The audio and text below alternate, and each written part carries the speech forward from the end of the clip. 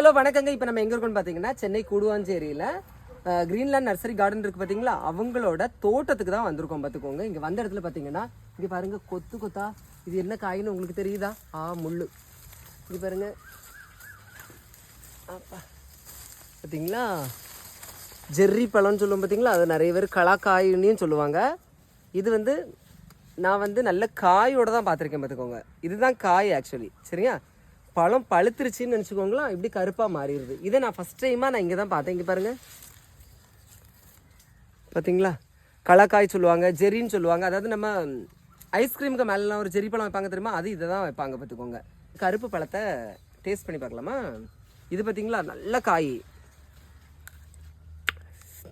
வைக்க முடியாத அளவுக்கு புளிப்பு இருக்கோங்க. ஆனால் இது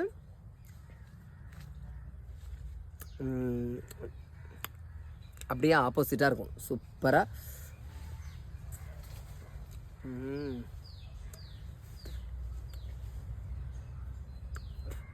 வாஷ் பண்ணாமல் சாப்பிட்டுட்டு அப்படின்னு சொல்லிட்டு சண்டைக்கு வந்துடாதுங்க. நேற்று தான் மழை பெஞ்சிருக்கு.